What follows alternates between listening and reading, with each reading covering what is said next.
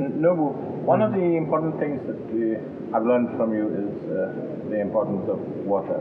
And you often said that watering is 50% of bonsai. Fertilizing, watering. Fertilizing and watering is 50% of bonsai. Yes. And it's a skill that takes quite some time to learn, as I've found out. I'm still struggling with it. Yes, yes. Would you like to walk us through what watering means to you and what it should be to us? Yeah. Well, in fact, watering and fertilizing, I always combine the two because they're the same thing, two sides of the same coin, so to say, is the most difficult subject to teach as a bonsai teacher. The difficulty arises from a number of things. One is that everyone knows how to water. So it's very difficult to teach a person who knows how to water. And number two, the result of your watering activities, fertilizing activities, are not immediately known or manifested, because that would be manifested a year later in the following growing season. Because of this time lag, people don't connect your daily watering with tree's performance. And once tree is performing poorly because of lack of something in the previous year, you can't really remedy it with your current watering and fertilizing.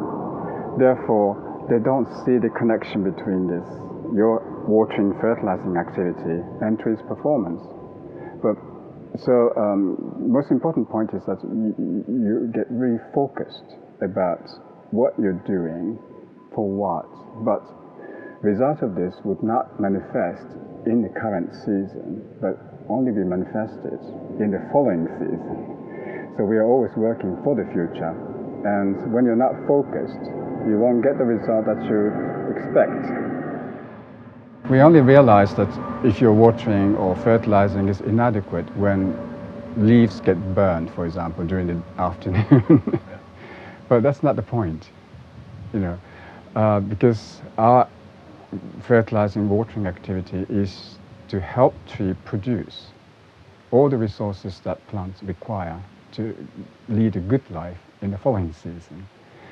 So if any part of it is inadequate, of course, tree would have to show it, because bonsai tree is totally, or maybe half, dependent on our care work as far as watering and fertilizing is concerned. To understand watering and fertilizing, or at least the importance of it, we have to focus on the difference between animals and plants. We are animal, therefore to grow and to live, we eat our foods, which all directly or indirectly come from the plants. So we don't have to do the producing side, because plants do it for us. That's a difficult point for us to understand their way to feed themselves, because plants would have to, being the primary producer on this planet, they have to produce everything which are required for their living, growing, and so on. And that is not a simple achievement, it's an enormous achievement. And they all do this in a very inconspicuous way. We don't see that so much is taking place in the body of the plant, particularly in the leaves. Leaves is most sophisticated, enormous chemical factory, where everything that life requires is produced, is synthesized, starting from this photosynthesis, in which this simple substance like carbon dioxide and water in gas form will be put together to produce the first food, glucose namely. And that would provide us the source of energy, because glucose encapsulates light energy which comes from the sun, which will be made available to all who consume it, including plants, animals. Yeah? And then they have to build their bodies with the produce of their own. That means mostly protein, and those are the cell materials. So the protein would have to be made out of this glucose. So they have to synthesize this glucose with nitrogen elements to make the most basic protein. And that has to be elaborated into all the proteins for specific function in their life activities. And so another thing we have to pay attention to in this connection is that this most sophisticated chemical factory is run without applying huge huge pressure, atmospheric pressure, nor very high temperatures. So all these reactions would have to be supported by the presence of specific enzymes in each reactions. And that again has to be produced. So the plant would require a number of elements to compose these enzymes, which are specifically for one particular reaction. And then we have to also think about the fact that half the population of this planet, namely animals, are totally dependent for their food source on the plants. So, and then plants also need animals because all the nutrients have to be recycled from organic substance that plants produce back to inorganic minerals that plants take back. In this recycling process, they need cooperation from the animals, mammals, starting from big mammals and us, and then insects, and then go on to much smaller animals like fungus and bacteria. And without their cooperation, plants won't be able to get their substance recycled back. This means that plants would have to offer certain food to animals so that they could coexist. But if they are too generous, and then if it so happens that plants will be decimated by the animal voracious appetite, they wouldn't be able to continue their life. Therefore, there has to be a good compromise line drawn. And this is where the defense mechanism comes in from the plant side. So plants would offer some food, would put a limit to the amount that they make available to the animals, predators, from their point of view. So that's a defense material, which is again chemical. So when your bonsai didn't really produce enough of these chemicals, defense materials, and then their leaves and so on become more vulnerable to consumption from the animal side. And then we see this as infestation of aphids or fungal diseases and so on. We see it as disease, but this is only due to the deficiency in defense material in your bonsai. And it could be that the production didn't really went up to the scratch, so that plants tasted too sweet. Then this overconsumption takes place. So those are the materials the leaves would have to produce in this growing summer season. But bonsai cannot do all these productions on their own, because number one, all the nutrients that would be the raw materials for this synthesis are not available in the pot, because we manage the pots to be on the clean side and not so organic, shall we say. And it is cut off from all the natural recycling which is taking place in woodland or garden, but it is cut off. So to compensate for this missing link, we have to provide fertilizers. And then these fertilizers would have to be transported from the ground level in the soil to the leaves, which takes some transport system. And trees do this transport with the help of water, which first of all dissolve these nutrients into this liquid sap. And then roots can absorb this and then take it up to the leaves. Without water, this transport would not work. Therefore, water provided in the right timing is crucial for this transport, for minerals, raw materials to be delivered to the leaves where they're needed. And that important task is in our hands. And that is the difficulty of watering. And the plants would appear as if nothing is taking place in the leaves. From in our view, in our eyes, it's always green, and when it's in short of water, it may have the margin scorched and so on. But that's all we can see, observe in the bonsai tree. Unfortunately, we can't really register every day how much production is taking place at the end of the day, and therefore we don't know how tree is faring with this annual production program. And I tell you some very common accidents which could happen every day to your bonsai tree. For example, if you water in the morning, you didn't water enough water to last the whole day till evening when the sun sets. That's when, of course, the leaves are operating in this manufacturing process. And in the afternoon, day like this today, it's very sunny and temperature is high, and then there's a sort of nice cooling breeze, which is good for us, but for plants it takes more water. The breeze would take more water away. Therefore, it's very easy for a tree to be short of water in a pot. And when that happens, the tree would have to preserve all the life water, water which is the cell contents.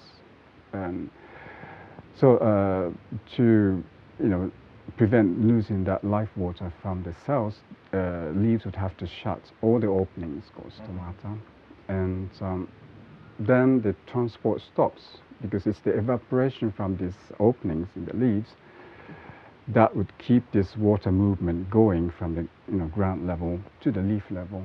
But so with this shutting, this transport have to stop. And when that happens, all the materials stop coming into the factory. Right. Therefore, factory have to close.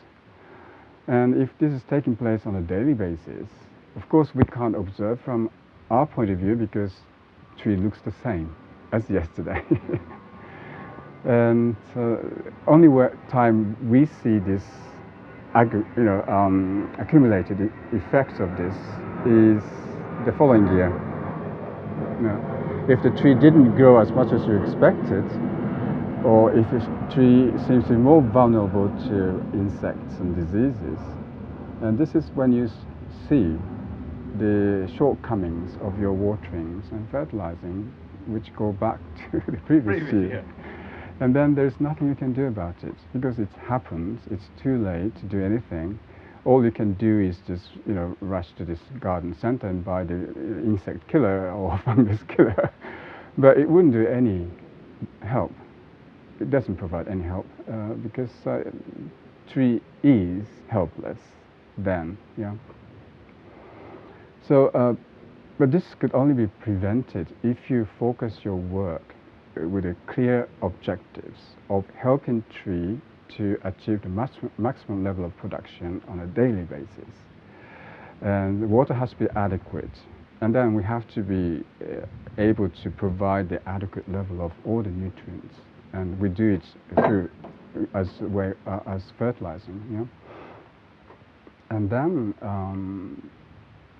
so you have to realize that watering is not just act of providing water, but it is an act of helping tree to produce more efficiently, and then would have a good life in the following year. Yes. And another work of part of watering, this time just watering alone, is to provide fresh air on a daily basis to the roots. Perhaps we know that the only absorbing part of the roots are the root hairs, which are formed just behind the fresh growing point of the root. And these root hairs are to be regenerated on a daily basis, because as the growing point progress, the area where the root hairs are formed also progress. So after a couple of days, you're having totally new set of root hairs doing the absorption work for the tree. And this very ephemeral situation is very hard for us to grasp. Yeah? Because we think the roots that is visible to our eyes are doing the absorption. But the fact is that absorption is only carried out by the root hairs, which we can't see, and this is shifting on a daily basis. Therefore, how to achieve this maximum regeneration, it becomes an important issue for bonsai carer. And because we can't really pump in oxygen to the soil, we have to use daily watering to function as pumping of fresh air into the pot, and then pushing out the used old air out of the pot. So the way it happens is that in the morning, as we saturate the pot, all the used air, which overnight the roots do a lot of breathing, so they can digest foods and then put it into growth. Then, with this water being the transporter going out from the leaves, as the water is dislocated out of the pot, that creates a room for fresh air to fill. And towards the evening, when all the water we provide in the morning will be replaced by fresh air, and then roots have abundance of oxygen to breathe the night through. And then following day, this used air will be pushed out with the fresh incoming water. And that's how the air is exchanged on a daily basis in the pot. So your watering have to also function as a pumping of air to the roots. And if you're just watering, people overlook the other side of watering, which is the negative side of watering, which talks about air circulation. So when you understand all these, you have to be very focused, and you have to know exactly how much water it needs.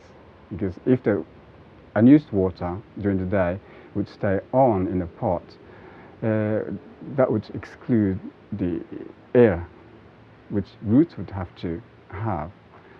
And then as the roots respiration would go down, of course, they would have less digestion of food, less growth, so the metabolism slows down a bit, and with that, poorly regenerated roots, it can absorb even less. And if the person didn't notice this change, he or she would just keep on watering as if nothing had happened. And then, without knowing, the roots are really suffering because of lack of fresh air. That's the other negative effect, which would bring down the production level. So underwatering, overwatering would both reduce the daily production. And if this is to continue unnoticed by the carer, and then it would lead to rather grave situation. So what you're really saying is that watering trees is an individual task. You have to water each tree separately rather than just spray all over the tree. Yes, there are no two trees identical in their water requirements or air requirements. Yes, it has to be measured out to suit the tree. And even from day to day, the same tree. We have to be able to notice small changes that is taking place in the roots regrowth and so on. Yes. It's a whole commitment. Yes. So it's no wonder that it takes such a long time to actually get watering proper.